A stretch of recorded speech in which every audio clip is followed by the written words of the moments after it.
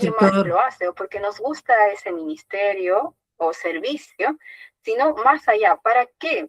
Más allá de solo hacer cosas, sino el deseo de estar con Dios.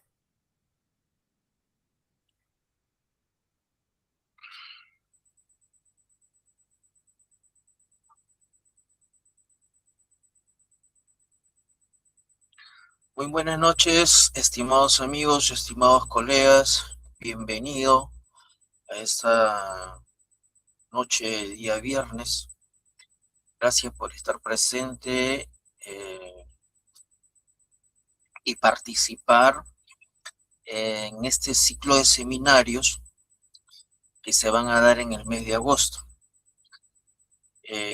Primeramente, déjeme presentarme, creo que corresponde. A algunos no los tengo referenciados. El que le habla es el José Antonio Yangali Sarmiento, soy abogado de profesión y mi experiencia en el ámbito de inteligencia es haber sido en primer lugar formado y egresado de la Escuela de Inteligencia de la Marina. He trabajado 30 años en la Marina de Guerra del Perú, Dirección de Inteligencia de la Marina, Departamento de Contrainteligencia. Actualmente he sido docente también más de 10 años en la Escuela Básica de Inteligencia.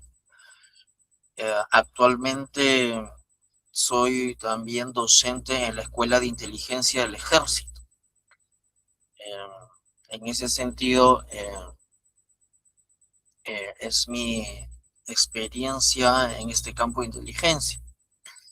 Y definitivamente también, pues,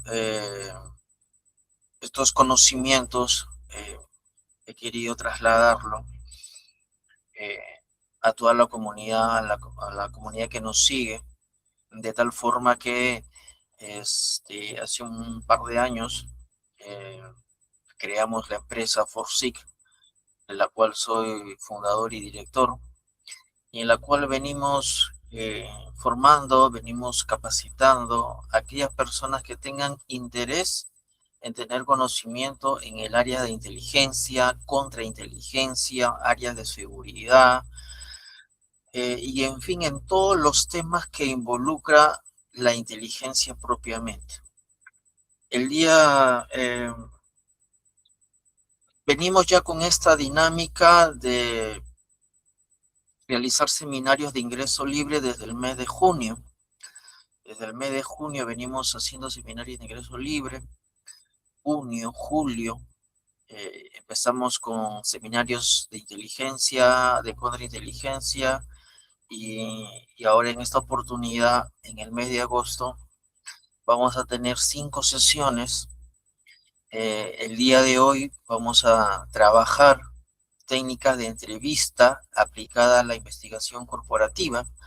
Puntualmente vamos a hablar la técnica REI, ¿cierto? Es una técnica aplicada por el FBI.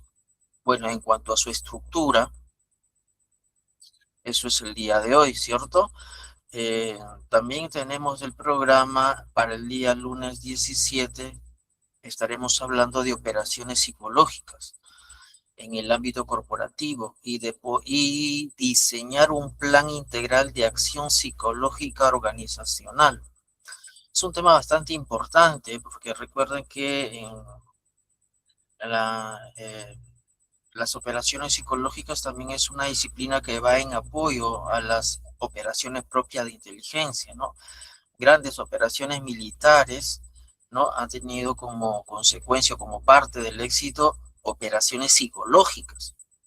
¿Ya? En la Segunda Guerra Mundial también tenemos como referencia la aplicación de operaciones psicológicas, campañas de desinformación, eh, propagandas, debilitamiento de la moral enemigo a través de estrategias, todo con la operación psicológica busca pues cambiar una conducta, una percepción de una persona, de un grupo, de una colectividad, de las masas, ¿no? Es un tema bastante también interesante. Luego también el viernes vamos a hablar de conciencia situacional a la seguridad aplicada, ¿no? en seguridad patrimonial. Posteriormente vamos a ver temas de conflictos modernos o amenazas híbridas. En alguna oportunidad también me invitaron a Colombia para dictar un seminario sobre guerras híbridas, ¿no? Entonces también aprovecharemos y hablaremos parte de lo que está, digamos, relacionado a los conflictos modernos y amenazas híbridas en estos tiempos, ¿no? Sobre todo en el entorno privado, ¿no? Veremos también o analizaremos desde ese punto de vista. Y estaremos cerrando el viernes 28 con el tema de legítima defensa, ¿no? Es un tema también que lo hemos dictado anteriormente, dado que la gran mayoría de colegas aquí presentes son profesionales de la seguridad, la gran mayoría, muchos pues tienen pues su uso de su armamento propio para desempeñar un trabajo profesional en el área de seguridad. Y en ese sentido, el último seminario, para el viernes 28, vamos a abocarnos a la ley que hace referencia a los requisitos y las condiciones para que una legítima defensa sea perfecta, ¿no? Y no tengamos alguna repercusión de carácter penal, ¿no? Si de pronto hacemos uso del armamento y para defender nuestra integridad y de terceros, ¿no? Propiciamos la muerte de un tercero, en este caso una persona un criminal, un delincuente, etcétera, etcétera, ¿no? Y estableceremos pues cómo la ley nos brinda los requisitos necesarios para estar eximentes de toda responsabilidad penal, ¿no? Siempre y cuando cumplan los requisitos que están establecidos por ley. Bueno, ese es un poco las cinco fechas que vamos a tener ahora en el mes de agosto y agradecido por su presencia aquí en esta sala. En estos momentos he pausado los audios para que no haya alguna interferencia. Las voy a aperturar, eh, conforme vayamos trabajando algunos puntos para que de pronto algún colega, alguna persona quiera realizar algún comentario, alguna, algún comentario que está relacionado con el tema, ¿no? Para contribuir de esta forma también al aprendizaje, ¿no? De tal forma que todos aprendemos. Aprovecho también la oportunidad de saludar a aquellos que están aquí presentes. La sesión se va a grabar, la voy a compartir para agrupar, para aquellos colegas por motivo de trabajo, etcétera, etcétera, no están presentes en vivo, ¿no? De igual forma, pues, agradecer su presencia a la señorita Ana Poema, Fraser Mendoza, John Minaya, José Portales, Luis Randall Alba, también amigo, y Wilfredo Vera, también amigo también que siempre los acompaña, así que en ese sentido mi saludo afectuoso a cada uno de ustedes. Bien, voy a aprovechar en todo caso en estos momentos aperturar el micro, no sé si, estimado, Eh, ¿deseas hacer alguna? sí, una acotación. ¿Cómo está? Mi Muy buenas pareja, noches. buenas noches, muchas gracias. Mi pareja también es agente de seguridad y él va a recibir también los cursos. Él se llama Jimmy Tipacti Álvarez. Lo anota porque también él va a estar ahí. Ahorita viene, me dijo que por favor lo anoten a él también. Muchas gracias. Claro, cómo no, gracias Ana, sí, efectivamente, lo vamos a tener en cuenta y vuelvo a repetirles, si por tema de trabajo, este, la sesión se va a grabar, así que yo la voy a compartir en el mismo grupal, la voy a compartir. De igual forma también, bueno, ya algunos detalles los daré al final. Y bueno, bienvenidos cada uno de ustedes. Bueno, voy a salir entonces de aquí de este programa y vamos a compartir las láminas para que nos sirvan de orientación y de apoyo en esta sesión de las técnicas de entrevistas aplicadas al entorno corporativo, ¿no? Como dije, conoceremos la técnica RIT, ¿no? Veremos también en ese sentido un video muy cortito que hace referencia y nos dará más alcance en cuanto a su entendimiento de esta técnica. A ver, un momentito, por favor.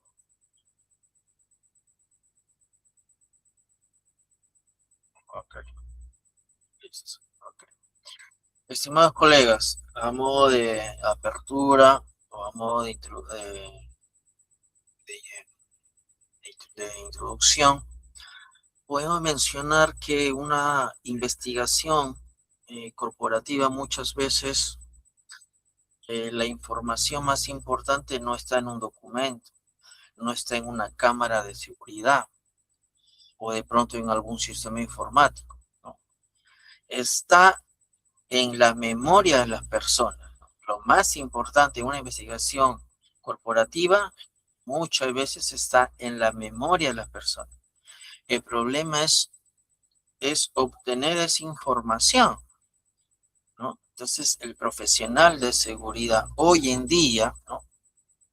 El profesional debidamente formado, capacitado, entrenado y preparado, en ese sentido debe conocer por lo menos los procedimientos básicos para realizar una entrevista que sirva de apoyo para una investigación corporativa, ¿no? No solamente una entrevista es cuestión de hacer preguntas, consiste también en tomar en cuenta qué preguntar, ¿no? Y saber cómo interpretar lo que estamos escuchando, ¿cierto? Entonces, una buena entrevista no busca solamente obtener respuestas, estimados colegas. Una buena entrevista lo que hace o lo que proporciona es construye, ¿no? Busca construir hechos, busca contrastar versiones, busca descubrir aquello que una persona sabe, pero que inicialmente no lo está mencionando, no lo está diciendo, ¿cierto? En ese sentido, nos hacemos una pregunta inicial para partir, ¿no? ¿Qué entiendo que es una entrevista de investigación corporativa, ¿no? Todos sabemos, estimados colegas, que hoy en día, como profesionales de la seguridad privada, está en nuestras manos, ¿no? Nuestros jefes, el gerente general, confía, ¿no? Confía en su personal de seguridad, ¿no? ¿Confía qué? Confía su patrimonio, ¿no? Confía la protección y custodia de sus bienes. Confía en la protección que se le va a brindar a todo el personal que labora en una organización. Confía que este personal, de acuerdo a sus destrezas, sus habilidades, ¿no? Vuelque toda esa expertise, ¿no? De tal manera que se genere una sensación de bienestar cuando se ha adoptado las diferentes medidas de seguridad. Eso nos trae a cotación poder entender qué es seguridad, ¿no? Seguridad, muchos textos van a encontrar que la seguridad es un estado de confianza que tiene una persona o un grupo de personas basado en el convencimiento que nada malo va a suceder siempre y cuando, ¿no? Esa es la condicional. Siempre y cuando adopte mis medidas de seguridad, ¿cierto? Y estas medidas de seguridad siempre deben ser en forma constante y permanente, en todo momento, ¿cierto? Entonces, no podemos negar, no podemos tapar el sol con un dedo, que estamos expuestos a amenazas, ¿cierto? A amenazas. Estas amenazas, correcto, estas amenazas que están presentes, que están latentes, que están manifiestas, estas amenazas pueden venir de dos ámbitos. Pueden venir del ámbito externo o del ámbito interno. ¿Cómo así, instructor? De pronto alguien se hace la pregunta, ¿no? Bueno, yo la voy a responder, yo mismo me pregunto y yo mismo la voy a responder.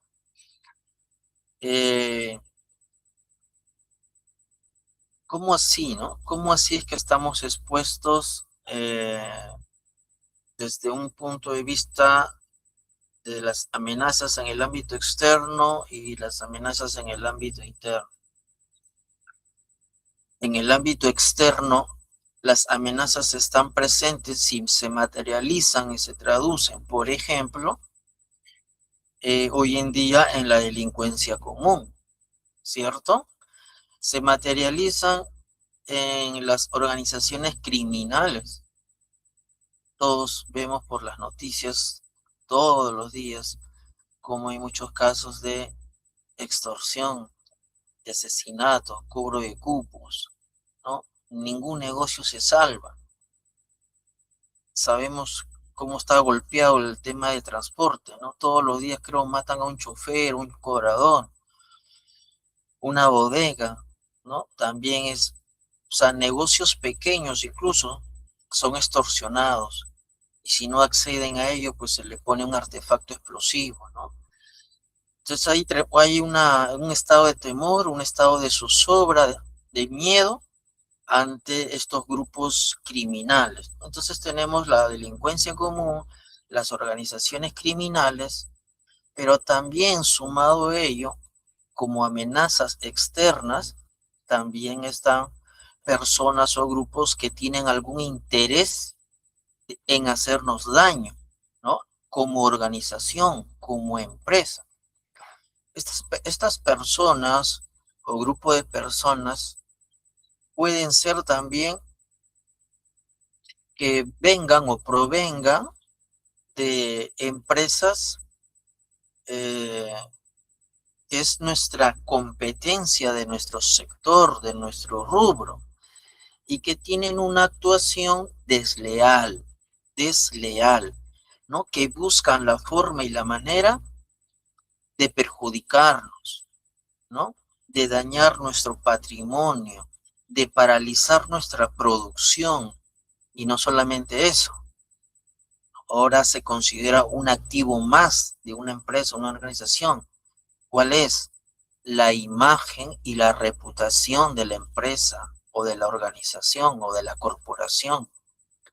Entonces, estos grupos contrarios, ¿no? Que puede ser una empresa desleal que busca sacarnos del mercado, buscará la forma y la manera de hacernos daño y de dañar, como he mencionado, la imagen y la reputación de la empresa. Entonces, ahí está el grupo en el ámbito externo que representan una amenaza constante. Sumado a ello también, dentro del grupo de los delincuentes, también están aquellos considerados los delincuentes cibernéticos, aquellos delincuentes con experiencia, ¿no? Experiencia en el manejo de la computadora, de la informática, con conocimientos técnicos, ¿no? Se vale de la tecnología y del internet para entrar en un sistema, ¿no? En este caso, todo el sistema de red de nuestra organización. ¿Para qué? Para vulnerar la información, para apropiarse de la información, para hackear nuestros datos, para inutilizar o inhabilitar, ¿no? Las operaciones que puedan realizarse, ¿no? Propios de programas que, digamos, que sustentan y ponen en actividad, digamos, los equipos para la producción, ¿no? Entonces también están ahí las amenazas de índole cibernética. Y así podemos mencionar también algunos otros elementos también, ¿no? Entonces, están las amenazas externas, ¿cierto? Que podemos ser sujeto de que estas acciones, ¿no? Se materialicen, ¿cierto? Entonces, eso es por un lado, ¿no? En el ámbito externo tenemos ahí las amenazas que ya hemos mencionado. Instructor, pero también me dice que hay amenazas de carácter o de índole interno. Efectivamente, también tenemos amenazas en el entorno propio, en el entorno propio. Quiere decir que un trabajador, incluso mi propio compañero de trabajo, puede representar una amenaza o un riesgo para la organización. ¿Cómo así? Una persona de pronto que tiene el interés de hacer daño a la organización, sabotear sus procesos, dañar su imagen, su reputación, ¿no? Apropiarse de objetos, de equipos, de objetos de valor, de productos, ¿no? De repuestos, etcétera, etcétera, representa un grave problema y una amenaza a la empresa o la organización. Entonces, esa persona o grupo de personas con esas conductas son considerados también, ¿no? Parte de las amenazas que están dentro, en el interior de la organización. Una persona también colaboradora dentro de la organización que de pronto se siente no valorado, ¿no? Una persona desafecta, por ira, por venganza, buscará la forma y la manera también de hacernos daño. O también una persona que ha sido infiltrada en nuestra organización, o sea, de forma deliberada, se ha infiltrado como un colaborador, como un proveedor, como un trabajador, para buscar la forma de hacernos daño, ¿no? Porque vienen con órdenes y consignas, ¿no es cierto?, de una empresa desleal que buscará la forma de insertar a un colaborador para hacernos daño.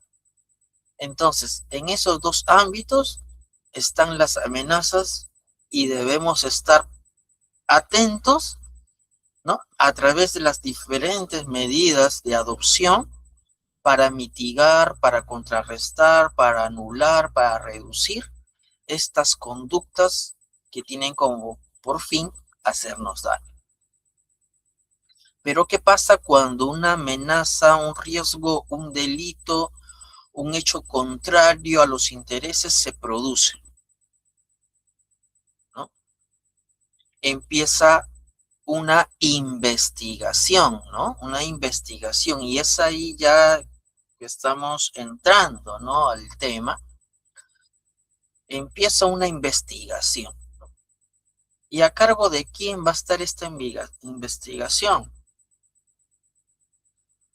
En muchas empresas, estimados colegas, muchas empresas ya vienen, digamos,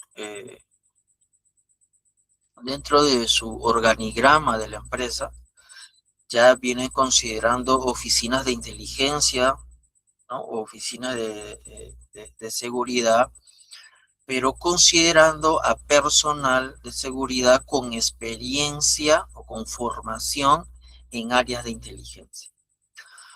Hoy en día hay diversas también instituciones que vienen formando a colegas en ese ámbito. Próximamente estaremos sacando un curso, ¿no? Lo voy a hacer llegar, lo voy a compartir con ustedes, un curso también de 5 semanas, donde abarcaremos también temas muy importantes. Lógicamente será acreditado con un certificado que avale que tiene conocimiento, ¿no?, en temas y áreas de inteligencia.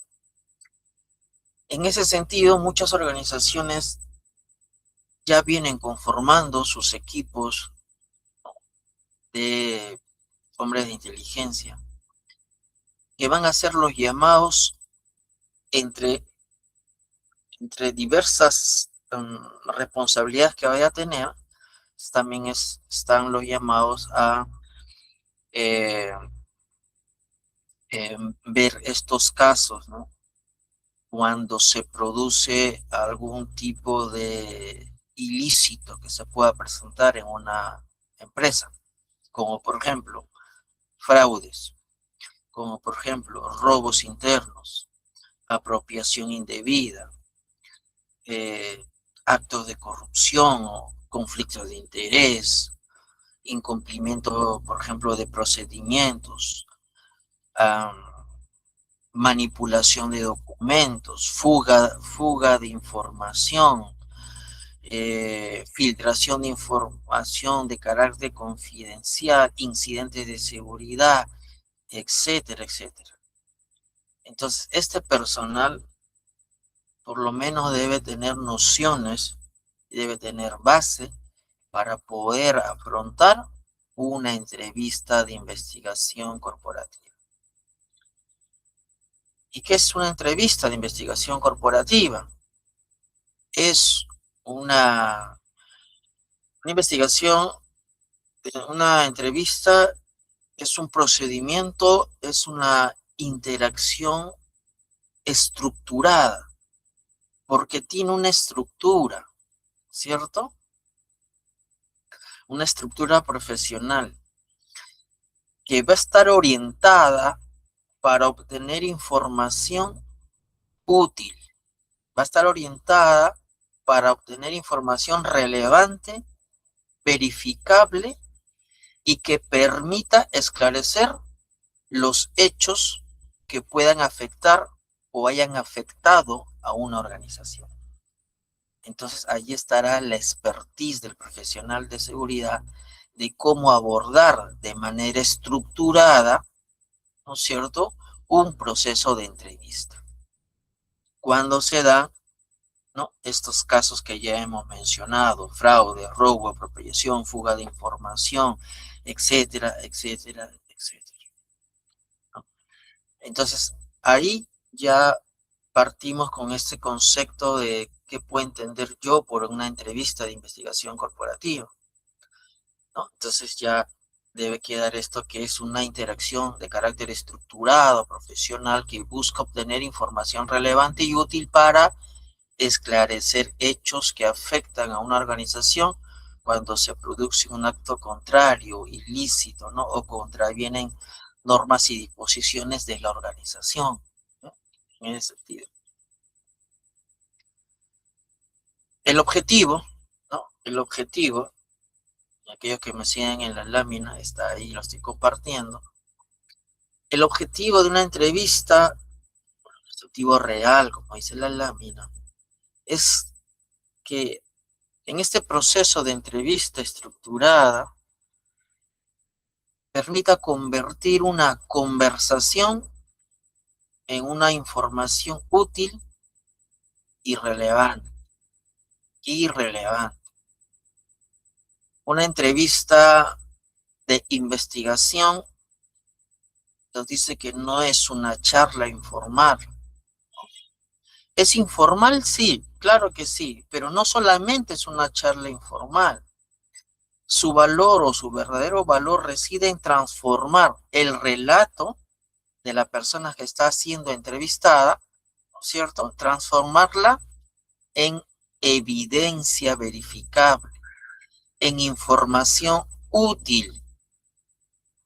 Ese es el objetivo real de una investigación, ¿no?, a través de técnicas de entrevista, que transformar el relato de una persona en evidencia cuantificable.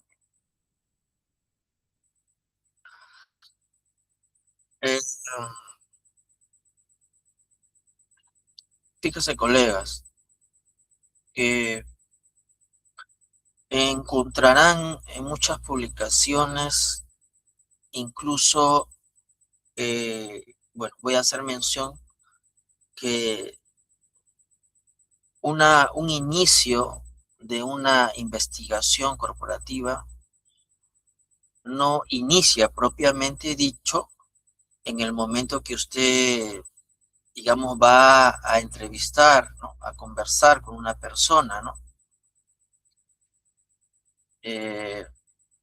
sino inicia mucho antes. Y estos son los actos preparativos. Los actos preparativos. ¿Y qué son los actos preparativos cuando se trata de entrevistas, ¿no?, en investigaciones? Los actos preparativos se basa, en primer lugar, ¿no?, vamos a hacer una distinción, o en el primer bloque, digamos, parte por acondicionar primero, ¿no?, el compartimento, el lugar donde se va a realizar la entrevista. Esto quiere decir que debo tener o debo considerar que tener un lugar apropiado donde se realice esta dinámica de entrevista, ¿no?, en temas de investigación. O sea, debo tener, ¿no?, un área, una oficina, un compartimento exclusivamente para realizar este tipo de actividad. Porque el manual, muchos manuales hacen referencia a que es importante acondicionar previamente el espacio donde se va a realizar la entrevista. Quiere decir que hay elementos también que usted debe considerar más allá de tener un pliego de preguntas o tener la estrategia estructurada. De la forma incluso, fíjese, hasta del color con la cual están pintadas las paredes, influye para que la persona pueda sentirse en un ambiente acogedor, porque una entrevista, estimados colegas, es de forma voluntaria. No se aplican métodos violentos o coercitivos. No puedo ir contraviniendo, por ejemplo, la ley. Yo no podría retener a una persona en contra de su voluntad.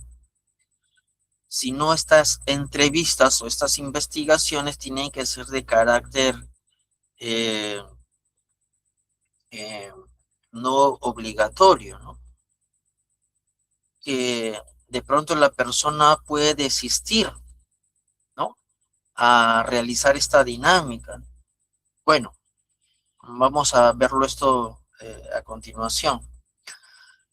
Pero estaba mencionando que era importante, en primer lugar, dice, mencionar o tener adecuado un espacio, ¿no?, de tal forma que esté previamente acondicionado cuando se tenga que realizar estas entrevistas. También nos dice que debemos tener siempre y a la mano algunos elementos o artículos que nos sirvan, ¿para qué? Para romper el hielo en el momento de tener el primer contacto visual con la persona. ¿Esto qué quiere decir? Y ustedes seguramente lo han vivido en alguna oportunidad cuando han sido objetos de entrevista de trabajo, de pronto.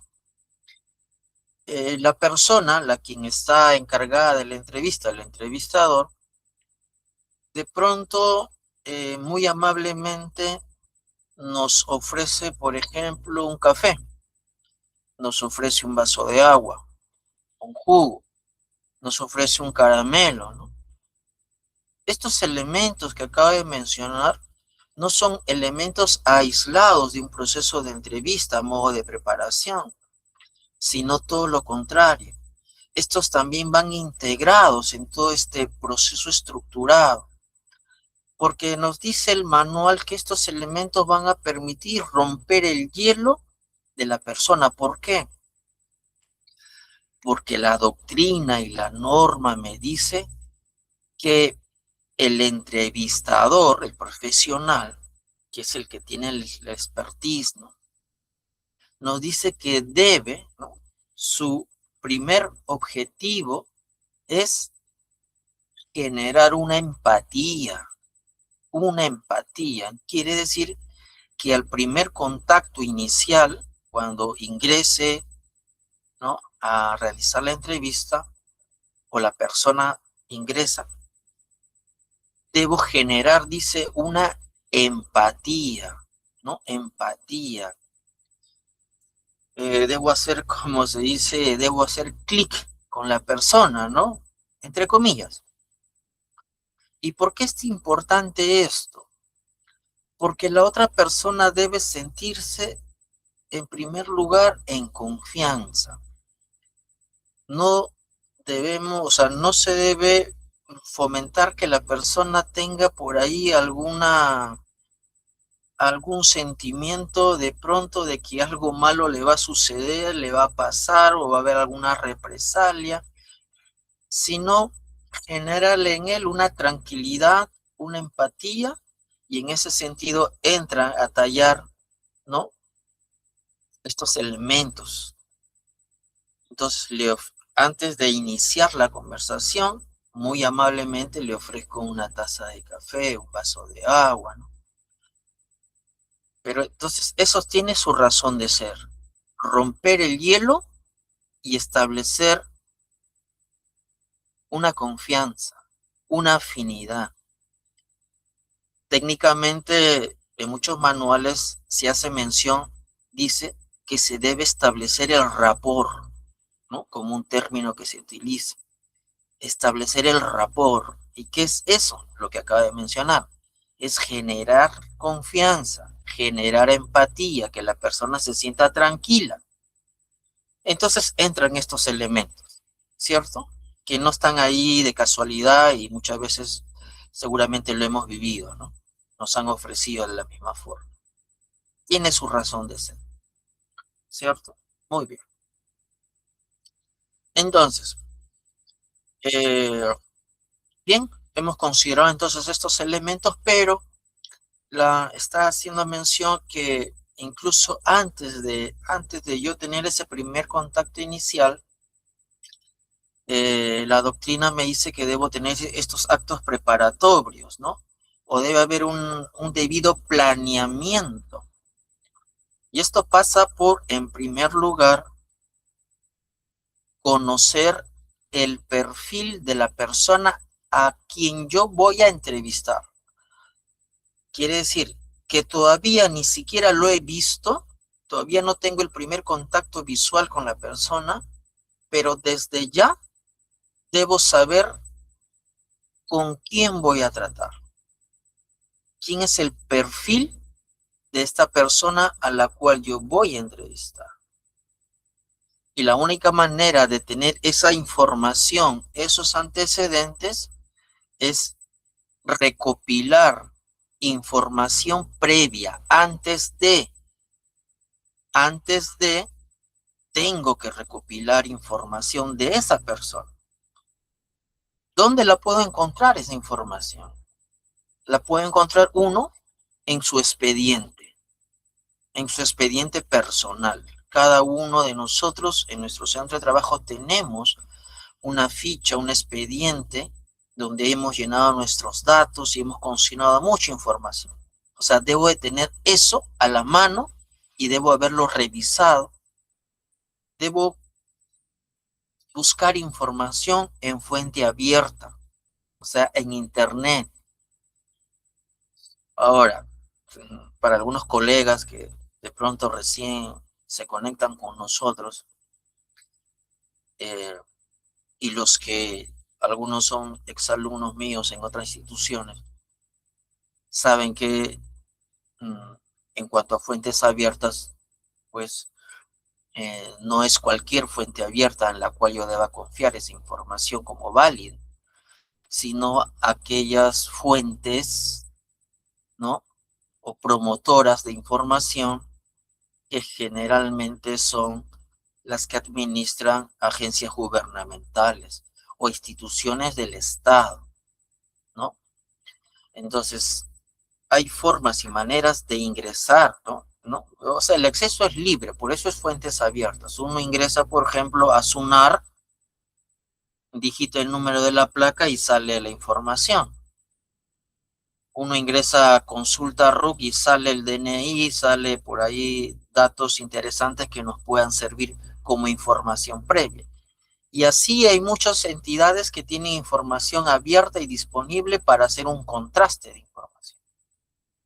Entonces ahí tenemos la recopilación de información previa de su expediente y de la información por fuentes abiertas que debo disponer antes de tener el primer contacto. De tal forma que, como hombre de inteligencia, hago un análisis de su perfil de la persona. Y antes de tener ese primer contacto ya debería tener nociones, ¿no? Nociones de qué tipo de personalidad, ¿no? Es aquella persona a la cual yo voy a entrevistar. ¿Qué información tiene de importancia en la cual me puede servir como de repente un gatillazo psicológico? Entonces se dan cuenta que la información previa, el antes de, es importante también. Es muy importante. Entonces ahí les dejo esas consideraciones, ¿no? La de buscar información antes de tener el lugar, el acondicionamiento, los elementos que acabo de mencionar para ofrecer, estableciendo el rapport que ya he mencionado, y incluso, fíjense colegas, y seguramente también en algunas series, películas, cuando se trata de entrevista o interrogación, también lo han visualizado. Uno, que por estrategia o impacto psicológico que se tiene que generar,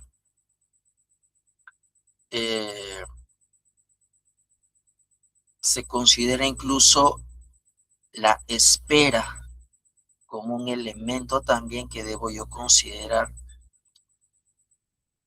Quiere decir que una vez que la persona está en el ambiente,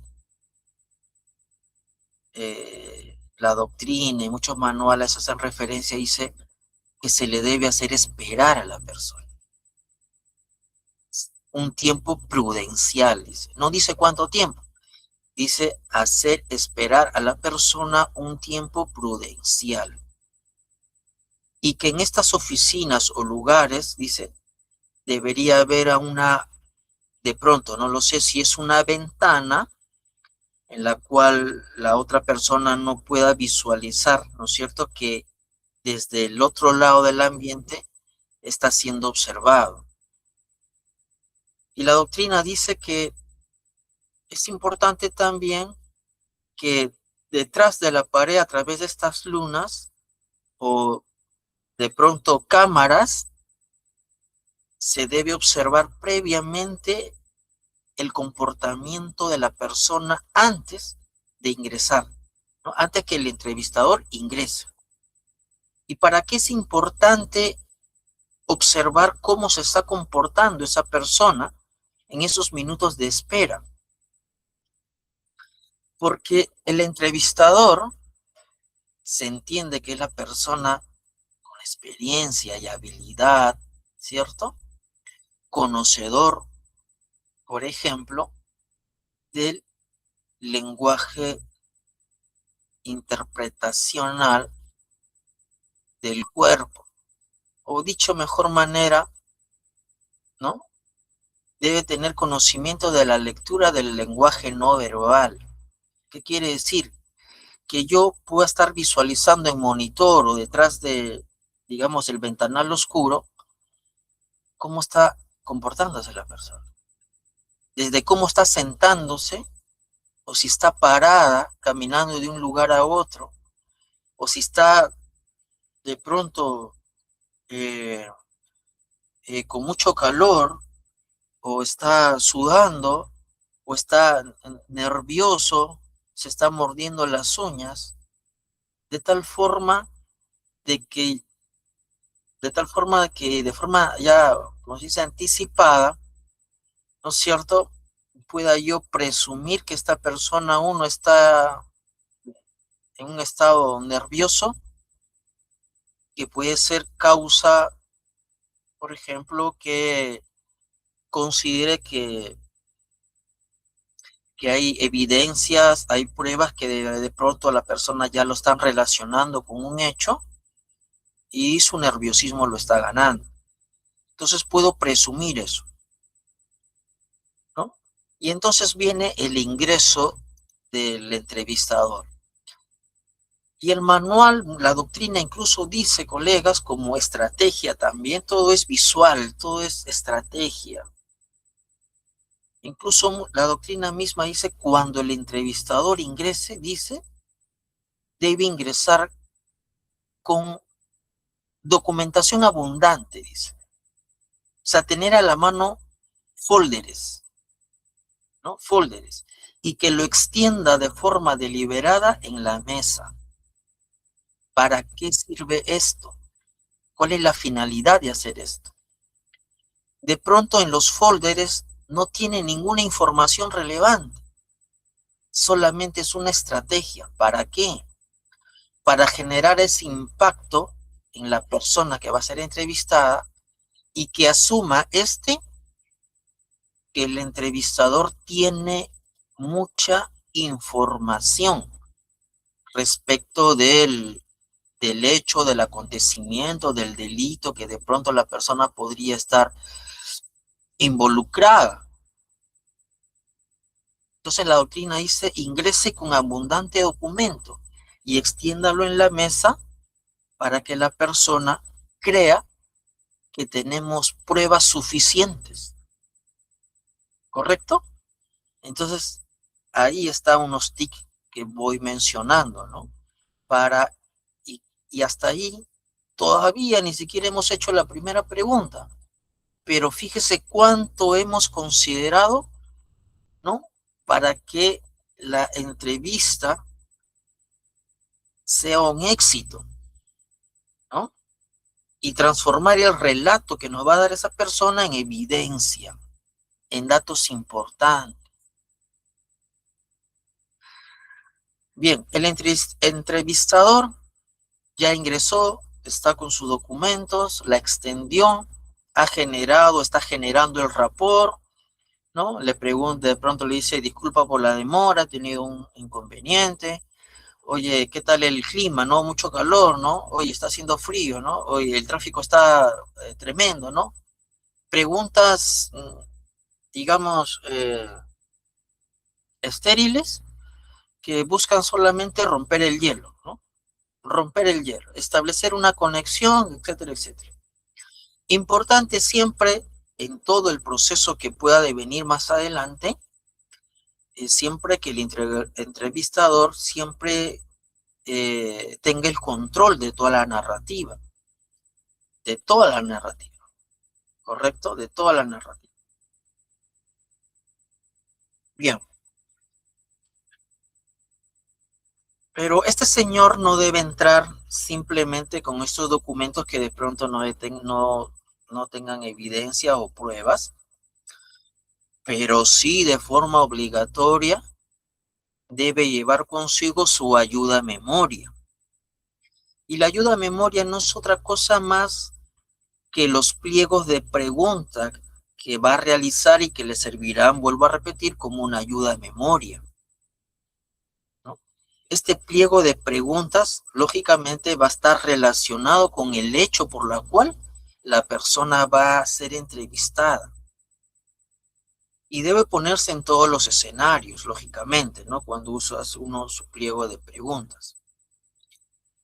¿Cierto? Y ahí,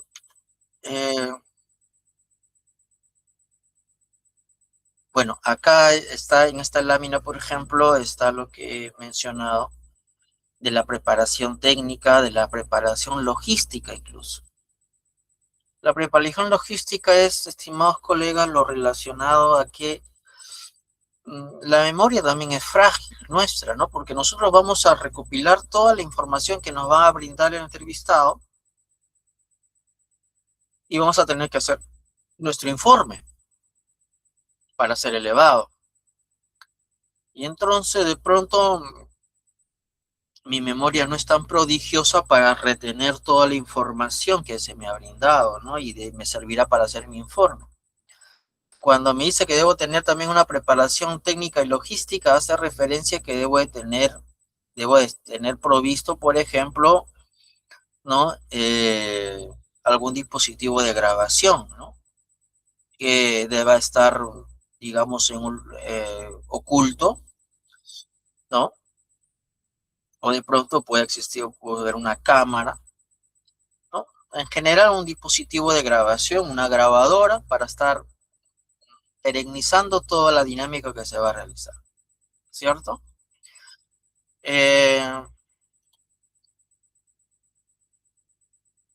A ver, entonces, estimados colegas, estoy poniéndome ya en esos escenarios, ¿cierto? Que de la entrevista propia, estamos considerando que la persona, el entrevistador, deba tener a la mano su pliego de preguntas, la que va a estructurar.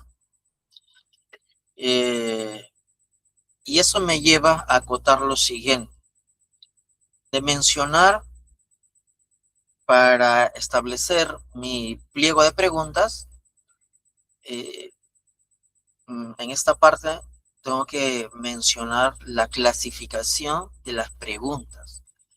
Las preguntas, las interrogantes, se clasifican en dos grupos, ¿no? Para que lo tengan en cuenta, en dos grupos. En primer lugar, estimados colegas, las preguntas están en un primer grupo, aquellas que se consideran preguntas de carácter abierta. ¿Y por qué se dicen que son preguntas de carácter abierta? Porque son aquellas preguntas que van a permitir recopilar mayor cantidad de información. Voy a repetir. Las preguntas abiertas son aquellas que van a permitir recopilar mayor cantidad de información. ¿Cuáles son estas preguntas de carácter abierto? Las que permiten recopilar mayor información. Están las famosas interrogantes ¿qué?, ¿cuándo?, ¿dónde?, ¿cómo?, ¿por qué?, ¿para qué? Entonces, esos son los pliegos de preguntas de carácter abierta que va a permitir recopilar mayor información. Y luego está aquellas preguntas de carácter cerrado, ¿no? Así lo dice la doctrina y lo establece. Preguntas de carácter abierta y preguntas de carácter cerrado. Las preguntas de carácter cerrada, por otros lados, son aquellos que tienen las características de poder afirmar o negar algo. Esto quiere decir que las preguntas serán monosílabas y las respuestas no. Las respuestas deben ser de carácter monosílabo. Quiere decir que solamente se permite o se acepta un sí o un no. Si yo pregunto, hago una pregunta, ¿no? El día de hoy es viernes, entonces solo admite una respuesta, ¿no? O un sí o un no. ¿Usted se llama José Antonio Yangali? ¿Sí o no? Son respuestas de carácter cerrado. Respuesta monosílaba, ¿no? Así se le conoce. Bueno, entonces tenemos ahí esos dos grupos, abiertas y cerradas. ¿Y la doctrina qué nos dice, estimados colegas? Cuando debemos iniciar la primera pregunta de nuestro pliego, ¿no?, de preguntas. La doctrina nos dice, nos sugiere que la primera pregunta que se debe realizar, ¿no?, luego del rapport y luego de romper el hielo, etcétera, la primera pregunta debe ser una pregunta abierta. Abierta. De pronto podría preguntar, ¿no? Señor Juan, ¿usted sabe el motivo por la cual está, digamos, presente aquí? ¿Sabe usted el motivo? Y la persona, pues, debería explayarse, ¿no? Exactamente por qué considera que ha sido citado, ¿no? A esta entrevista. Entonces, la primera pregunta nos hace referencia al manual, que debe ser una pregunta de carácter abierta, ¿no? Para recopilar información. Ahora, en la práctica, en el momento, ¿no? En el momento, yo puedo haber planificado mis preguntas, ¿no? Puedo haber diseñado mi pregunta, lo he esbozado de acuerdo a todos los datos que tengo, ¿no? Del hecho producido, ¿cierto? Pero ¿qué pasa?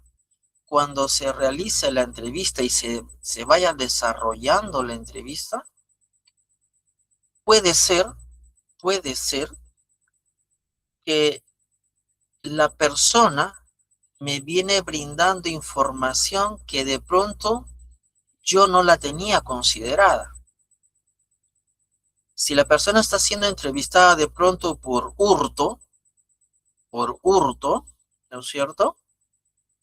Y en la entrevista, sobre todo las preguntas abiertas que tienen mayor capacidad de recopilar datos, ¿no? Tiene algo más que decir, tiene algo más que agregar, ¿no? Cuénteme lo que hizo usted el día tal, la hora tal, etcétera, etcétera, ¿no? ¿Qué vio, etcétera, etcétera?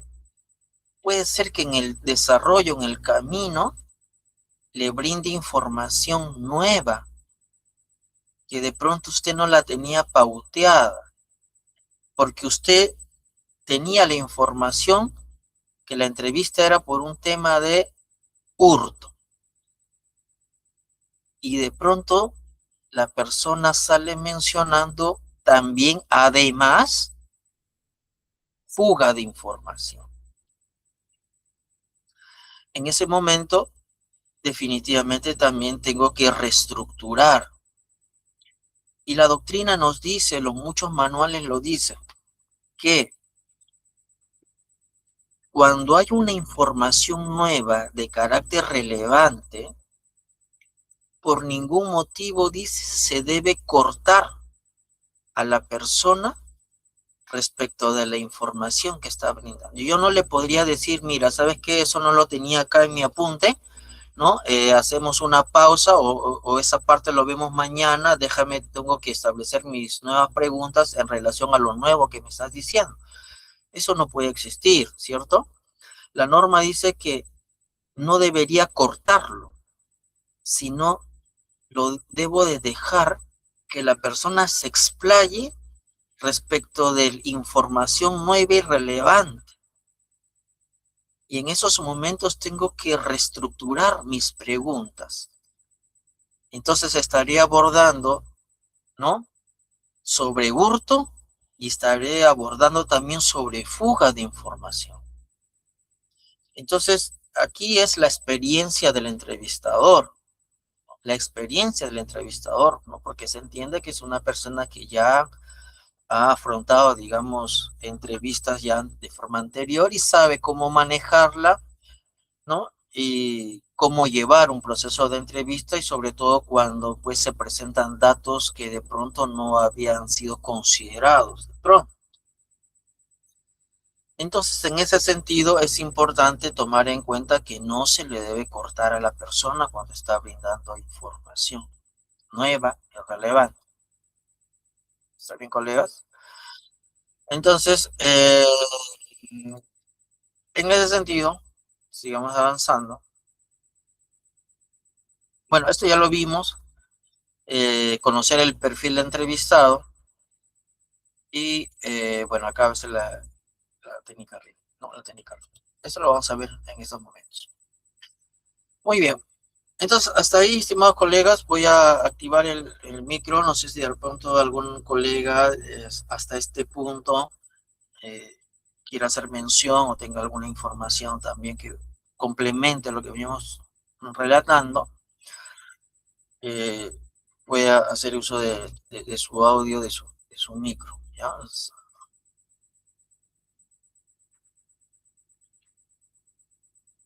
Muy bien. Muy bien, estimados colegas. Entonces, considero que la información está siendo entendible. Gracias por ello. Em, Efectivamente, la técnica de entrevistas mm, es toda una estructura, es toda una debida preparación, ¿no? Am, Estoy dando quizás aquí las pinceladas y rascando un poco la superficie en cuanto a estas técnicas de entrevista, ¿no? En 2 horas nos queda chico hablar de todo este tema. Generalmente todo esto es un módulo, ¿no? Pero quiero darle al menos todos los inputs para que tenga usted en cuenta y si se presenta la situación puede usted afrontar o tenga ¿no? Algunos puntos también de pronto a considerar. Muy bien. Entonces, hasta allí estamos avanzando de esta estructura, esta dinámica, ¿cierto? De la forma de una entrevista en el ámbito corporativo, ¿no? Eh, Estas entrevistas, como dije, son de carácter voluntario, no hay el uso de la fuerza, sí mucho manejo psicológico y la lectura del lenguaje no verbal. Eso es importante, estimados colegas. ¿Por qué es importante? Porque el cuerpo transmite las reacciones, los gestos, la forma de hablar, transmite y da a conocer algo, ¿no? No es quizás también eh, tan importante evaluar lo que dice, pero también es importante evaluar el cómo lo dice, el cómo lo dice. Es importante ser bastante observador de cuanto a sus reacciones fisiológicas. Una persona que está balbuceando, una persona que está sudorosa, con las pupilas dilatadas, ensonrojado, ¿no? Nervioso, con tics, son información, datos que nos debe hacer llegar a la presunción que esta persona podría estar mintiendo, que podría estar hilvanando alguna respuesta. Claro, hay técnicas también que me dicen, ¿no? Haga que reconstruya todo lo que todo lo que ha mencionado, ¿no? Dígalo que lo reconstruya, pero a la inversa, ¿no? Para detectar algunas incongruencias, ¿no? Entonces, uno debe ser bastante observador cuando tenga al frente a una persona que va siendo entrevistada, ¿no? Lógicamente no, se deben respetar sus derechos, lógicamente, no lo podemos retener, no lo podemos tener un trato, digamos, de abuso, ni físico, ¿no? Ni someterlos pues a situaciones que de pronto la persona pueda incluso hacer una denuncia, como de repente si lo hemos maltratado o si lo hemos retenido a cuesta de su voluntad, etcétera, etcétera. No, todo es un manejo psicológico, todo es un control de la narrativa que yo voy a tener. Por eso que he mencionado al inicio que era importante establecer la empatía, el rapport y la generalización de la confianza con esa persona.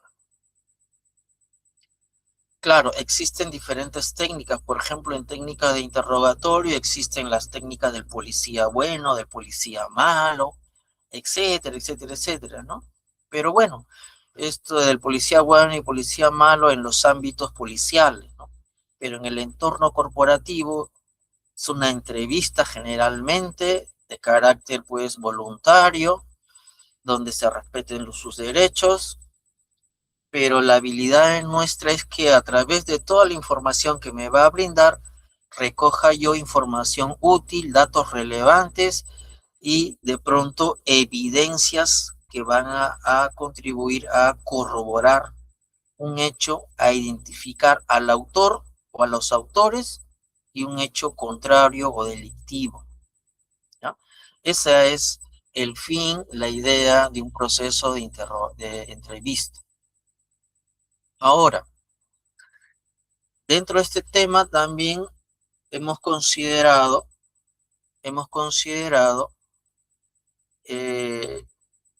conocer también un poco sobre la famosa técnica de entrevista RIT, una técnica de entrevista acuñada, desarrollada por el FBI en su momento, y que todavía sigue siendo aplicada porque tiene una estructura, unos pasos definidos. Por eso indicaba al inicio que una entrevista es una estructura definida. O sea, son pasos que debemos de seguir, ¿cierto?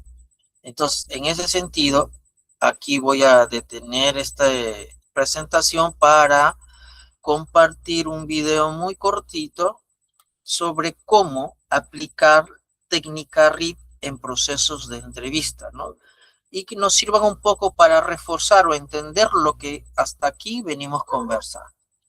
Entonces, aquí voy a correr el video y espero puedan escucharlo con detenimiento y hacer sus análisis. A ver, lo pongo.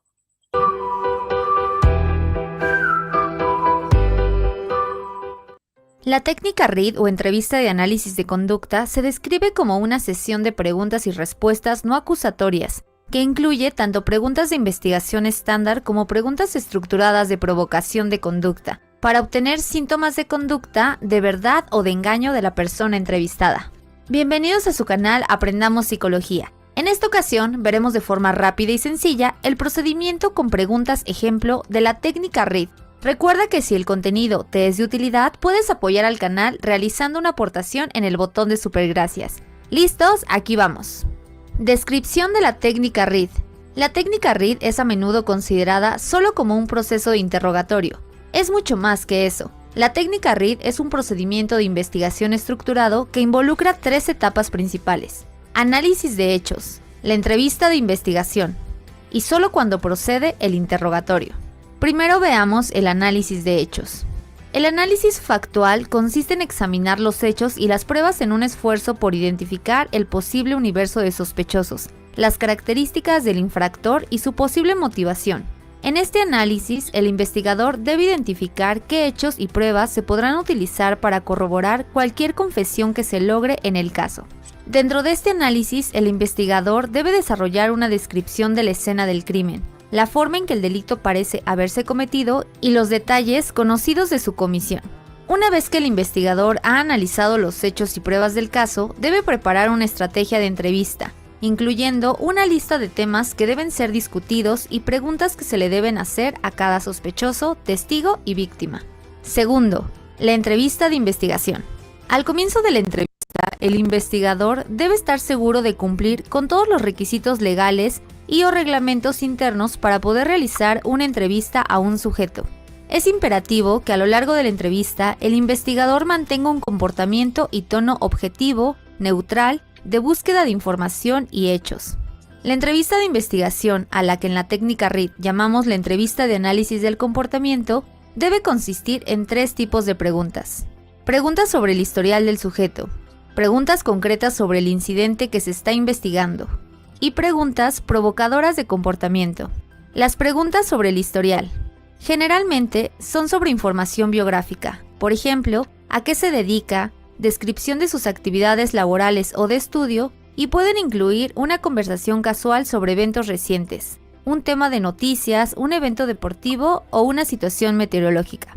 El propósito de dedicar varios minutos a estos temas es establecer rapport, es decir, una relación de confianza mutua con el sujeto y aclimatarlo al entorno de la entrevista. Y lo que es más importante, establecer una línea base de comportamiento, o sea, los comportamientos normales del sujeto como postura, contacto visual, uso de ilustradores, volumen de voz, tiempo de respuesta, etc. Cuando contesta preguntas que no son amenazantes y que a la vez lo obligan a recordar algo. Las preguntas investigativas. Abordarán el tema que está siendo investigado. Una de las primeras cosas que el investigador debe hacer Es una pregunta abierta que invite al sujeto a contar su historia. Si es una víctima, ¿qué pasó? Si es un testigo, ¿qué vio u oyó? Si se trata de un sospechoso, ¿cuáles fueron sus actividades en el día en cuestión? Después de que el sujeto dé su versión inicial de los eventos, el investigador hará una serie de preguntas para desarrollar detalles adicionales y para aclarar quién, qué, cuándo, dónde, por qué y cómo del incidente investigado. Durante este segmento de la entrevista, el investigador explorará qué pudo haber provocado el incidente. El investigador debe intentar resolver cualquier inconsistencia o contradicción que pueda haber surgido de entrevistas anteriores con otros sujetos. Si el sujeto ofrece una coartada para el periodo de tiempo en cuestión, se debe hacer todo lo posible para corroborar esa coartada más adelante. El tercer tipo de pregunta que utilizamos en la entrevista se denomina pregunta provocadora de comportamiento o PPC. Las PPCs son preguntas que la mayoría de las personas veraces responden de una manera, mientras que las personas engañosas a menudo responden de una manera completamente diferente. El investigador presentará estas preguntas como consultas casuales. Aquí un ejemplo de una pregunta provocadora de comportamiento, que se conoce como la pregunta del castigo. Jaime, ¿qué crees que le debería pasar a la persona que causó el incidente bajo investigación? La respuesta que la mayoría de los sujetos veraces dan es de un castigo apropiadamente fuerte. Por ejemplo, en una investigación de homicidio, la persona veraz puede decir, debería pasar el resto de su vida en la cárcel, mientras que el individuo engañoso, que está pensando en sí mismo, puede decir algo como, es difícil de decir, supongo que depende de las circunstancias. Al concluir esta entrevista no acusatoria, el investigador evaluará la información investigativa y conductual, desarrollada durante la entrevista, así como la información, los hechos y las pruebas desarrolladas durante la investigación hasta este punto y podrá tomar una de varias decisiones posibles. Elimina al sujeto como sospechoso, determina que la investigación del sujeto debe continuar con actividades adicionales, decide iniciar el interrogatorio del sujeto. Todos en una investigación pueden ser entrevistados, pero muy pocos son interrogados.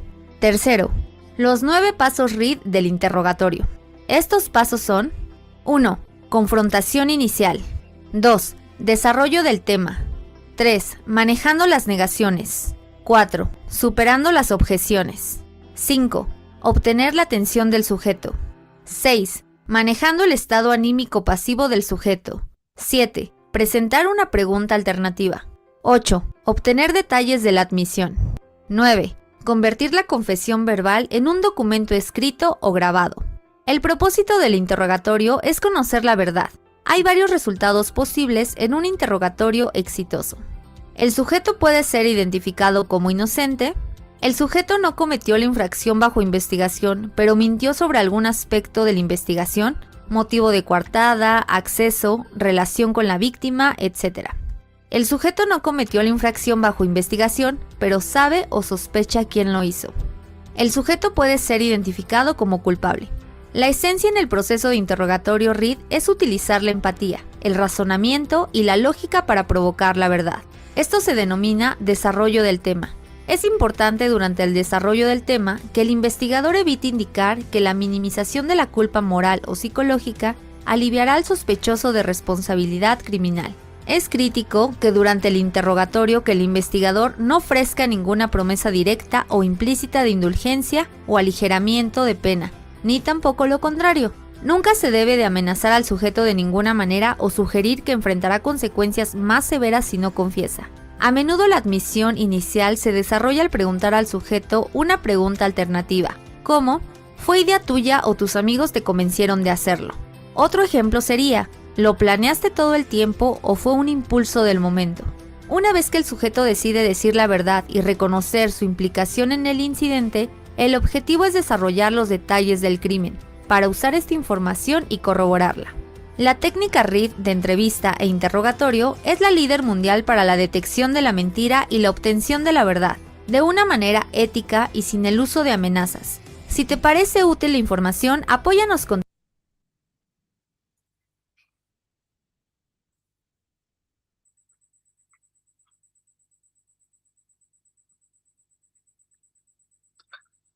Muy bien, ¿qué tal les pareció?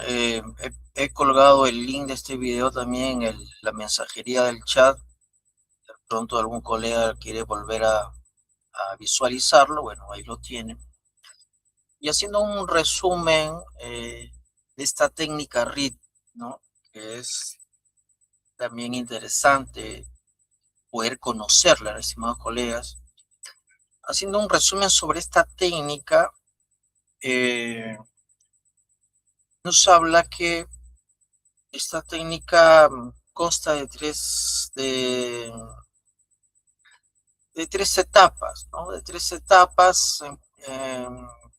En una primera etapa nos habla de poder analizar los hechos, poder examinar pruebas o evidencias o delimitar, decía, ¿no? Delimitar el universo de sospechosos y de definir la motivación del infractor. Ahí el entrevistador debe pues diseñar su entrevista con temas puntuales, específicos, dirigidas, ¿no? Y otra etapa hacía mención sobre la entrevista de investigación, ¿no? Y también lo tenía anotado por aquí, o análisis de la conducta, ¿no? O su proceso no acusatorio, ¿no? Y en ese sentido hablaban de las preguntas primero, que debía hacerse una pregunta abierta. Preguntar, decía, primero por su historial, datos biográficos, ¿cierto? Y establecer, decía, una línea de comportamiento a través de estas preguntas de su historial. Luego hacía mención sobre las preguntas ya de carácter investigativas, ¿no? Ahí se vuelcan las preguntas abiertas que he mencionado: dónde, cuándo, por qué, para qué, y preguntas para resolver algunas contradicciones. Y también hacía mención en esta técnica sobre considerar las preguntas provocadoras de comportamiento, ¿no? Que las preguntas, estas de provocadoras, que se van a formular para observar la reacción de la persona, para saber si son sinceras o de pronto están engañando, ¿no? En el video hacía mención sobre estas preguntas provocadoras, decía, ¿no? Juan, ¿qué castigo crees que debería tener la persona responsable del robo? ¿No? Y es un poco analizar la respuesta de Juan cuando al formularse esta interrogante, pues considere que le caiga todo el peso de la ley al responsable, o que de pronto, ¿no? Como es consciente que él está comprometido, pueda decir, ¿no? Depende de las circunstancias, o habría que analizar qué lo motivó a realizar ese acto, etcétera, etcétera, etcétera, ¿no? Entonces, ahí están, en resumen, la estructura de esta técnica RIT, y de los 9 pasos de la interrogación, ¿no? De esta técnica, ¿no? Hablaba de una confrontación inicial, hablaba sobre el desarrollo del tema, el manejo de las negaciones, ¿no? Y las preguntas de carácter alternativo incluso, ¿no? Eso lo acabo de copiar, y también se lo voy a pasar por aquí. Es como una especie de resumen de ese video corto. Ahí está, en un resumen de lo que se ha visualizado, ¿no? en esta técnica RIT. Importante de esta técnica, que al final en su mención hace pues que no es de carácter acusatorio, no involucra el uso de la fuerza, o sea, no es coercitivo, y las preguntas que se deben de considerar, ¿no? Su historial, las preguntas relacionadas con los hechos directamente, y las provocadoras, que va a medir pues la reacción de la persona. Entonces, podemos buscar mayor información sobre esta técnica, pero ahí el videíto corto, pero muy preciso sobre este tipo de técnica, ¿ya? En ese sentido, estimados colegas. Muy bien. Entonces, regreso a mi lámina de ayuda.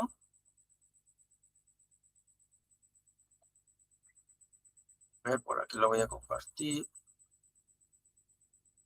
Okay. Bueno. Y acá en mi lámina también, igual a modo de comentario sobre esta técnica, o de su estructura misma, ¿no? Nos dice que el método Reed busca la verdad, que la verdad emerja gestionando las defensas racionales del entrevistado, combinando, dice, una presión estratégica con construcción de vínculos, ¿no? La confrontación, el vínculo, la pregunta alternativa, ¿no? Deben ser consideradas también dentro de esta dinámica, ¿no?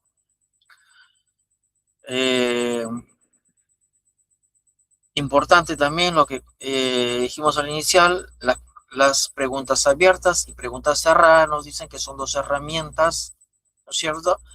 Y un mismo fin, ¿no es cierto? La que van a permitir recopilar información y confirmar o negar algún tipo de hecho. Lógicamente, todo ello debe ser contrastado y corroborado. ¿Qué quiere decir? Que no puedo dar por cierto o real, quizás de pronto, lo que la persona, ¿no? relate, sino que esta información posteriormente tiene que verificarse, tiene que ser contrastada de pronto con otros testigos, evidencias de cámaras, etcétera, etcétera, etcétera, ¿no? Pero es, digamos, la obtención de información útil que nos va a permitir, digamos, identificar, como ya dijimos, al autor o a los autores, ¿no? Las preguntas abiertas entonces reconstruyen la secuencia de los hechos y las preguntas cerradas verifican consistencias o controlan también los hechos específicos, ¿no? En ese sentido. Otro tema también interesante que lo había mencionado en temas de lenguaje no verbal. Los elementos conductuales a observar durante la entrevista. Y esto es importante, estimados colegas. Hay mucha información, muchos libros que hacen mención sobre el lenguaje no verbal, ¿no? De cómo hacer una buena lectura de los gestos. La observación de la conducta es una herramienta, dice, de apoyo, ¿no? Su valor está en la integración con la evidencia y la propia narrativa, ¿no? Como dije, es importante poder analizar, ¿no? Las microexpresiones de las personas, ¿no? La tensión muscular, ¿no? El ceño frungido, ¿no? La sudoración, el enrojecimiento, todos ellos son señales de evasión o de estrés también, ¿ya? O de estrés también. Aquellas señales paralingüísticas también es importante porque dijimos, no solamente es relevante, importante lo que dice, sino cómo lo dice, el tono de voz, la pausa, la velocidad con la cual habla y los cambios repentinos en los patrones verbales, ¿no? Son algunos elementos que debemos considerar, ¿no es cierto?, como estos elementos de apoyo en un proceso, en una dinámica de entrevista, ¿cierto? Y el rapport es importante también desde el primer momento, ¿correcto? Debemos generar la empatía y que la persona pues pueda sentirse cómoda, ¿no? E importante también otro elemento es la escucha activa. ¿Qué es la escucha activa? La escucha activa, estimados colegas, que el entrevistador debe escuchar, debe saber escuchar a la otra parte, y debe prestar atención lo que dice, lo que no dice, cómo organiza cronológicamente los hechos, qué datos no puede recordar, qué datos no puede recordar, qué información aporta de manera espontánea y qué información solamente aparece cuando se le hace la pregunta. La escucha activa no es otra cosa que poner atención, ¿no? Poner atención de lo que la otra parte viene brindando, ¿no? Viene brindando en su conversación a modo de obtener información que va a ser útil y relevante, ¿no? Entonces hay que saber escuchar. Como dijimos, cuando hay que dejarlo que hable. Cuando hay la persona de pronto, quizás por propias características de la persona, en formular una pregunta y como si se desmanda y comienza a hablar y hablar, a hablar, hay que dejarlo hablar. No hay que cortar, pero sí hay que tener una escucha activa y también aplicar también el parafraseo. En algunos momentos también hay que aplicar el parafraseo, ¿no es cierto? El parafraseo no es otra cosa que recalcar lo que la otra persona viene mencionando, ¿no? Que la reafirme. Quiere decir, si la persona está hablando, se está extendiendo, debo decirle, a ver, señor, lo que estoy entendiendo entonces es que usted estuvo el día de los hechos a horas tal y vio a tal persona. ¿Eso es correcto? Sí. Ok. También le entendí que posteriormente usted se dirigió al almacén, habló con Juanito, con Pepito, ¿no es cierto? Y de ahí estuvo como 15 minutos. ¿Eso es correcto? ¿Así es? ¿Así quiero entenderlo? Sí, así eso es lo que dije, ¿no? Y así sucesivamente, ¿no? O sea, ese es un poco el parafraseo, el hacerle recordar y también de pronto considerar quizás si en alguna parte también se contradice, ¿no? Entonces es importante también el, eh, el parafraseo en estas técnicas de entrevista. Hay una técnica también que es la confrontación documental y esto es ya cuando nosotros de pronto tengamos evidencias. Cuando nosotros hacemos la pregunta a la persona si usted conoce al autor del robo, etcétera, o se ha visto algo, etcétera, etcétera, y de pronto hay una negación, etcétera, una negación, pero de pronto nosotros ya tenemos documentos, evidencias, y podemos confrontar a la persona, ¿no? Decirle, mira, acá está una fotografía, acá está un vídeo donde se te observa que estás, ¿no? En la puerta del almacén. O sea, no puedes decir que no has estado, ¿no? En las horas que se produjo el hecho. ¿Qué puedes decir respecto de lo que estás visualizando, ¿no? Entonces, son técnicas de confrontación cuando ya tenemos algún tipo de documento que, digamos, va a traer abajo alguna versión, alguna postura, ¿no? Entonces, podemos también considerarla y tomarla, ¿no? Para poder aplicarla y ver la reacción y que nos pueda brindar mayor información o de pronto de también confesar también su autoría, ¿no? En ese sentido, estimados colegas. No sé si hay alguna interrogante también, pueden hacerla. Los micros están abiertos. Ok. Bien.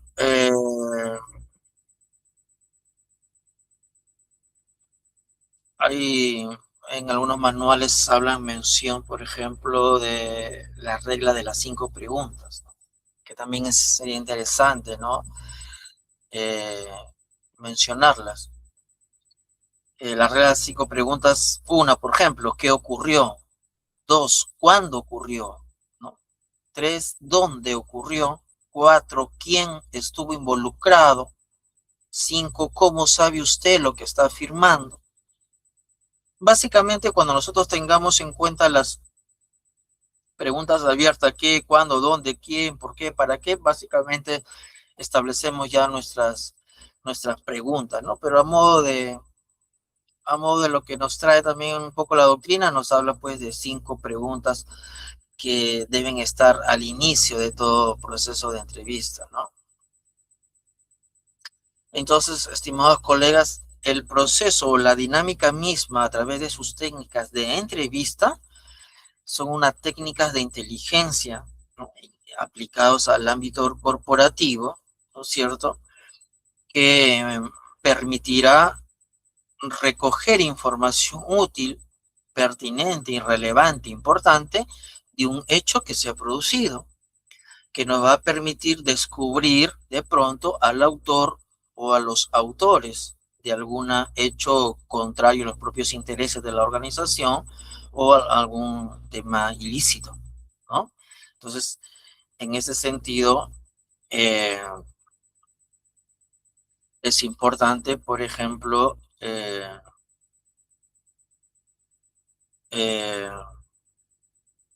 tener en cuenta lo que hasta aquí hemos avanzado, mencionado.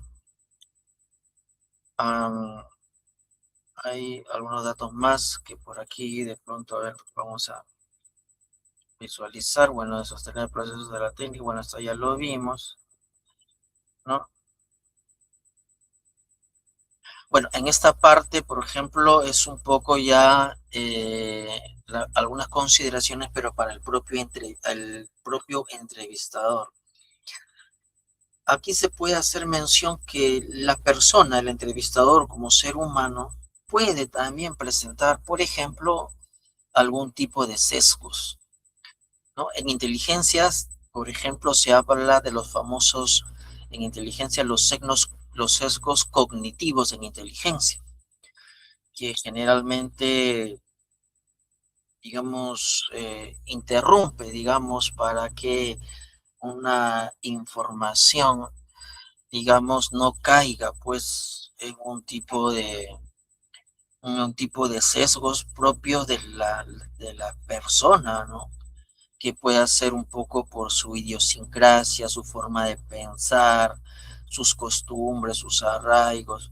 Entonces, en ese sentido, un poco para considerar que el entrevistador debe manejar bien, ¿no?, o corregirse en cuanto a los sesgos de prejuzgamiento. O sea, no debemos también de prejuzgar, ¿no?, sin antes tener toda la evidencia o documentarse, ¿no es cierto?, analizar todo, ¿no?, tener las pruebas, las evidencias para confirmar una situación.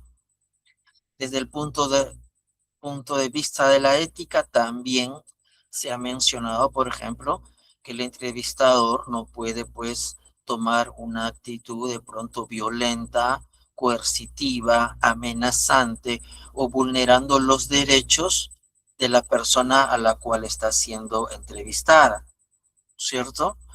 En ese sentido son las consideraciones para el entrevistador, ¿correcto?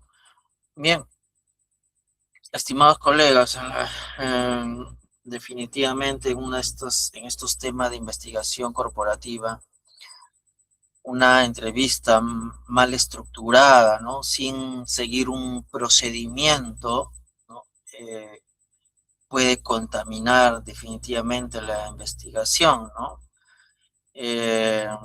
Y como hemos mencionado, en entrevistas de investigación no solamente es formular las preguntas, ¿no?, es también saber escuchar, saber analizar, saber contrastar, ¿no?, saber comprender también, ¿no? Entonces el investigador pregunta para descubrir aquello que todavía no se conoce.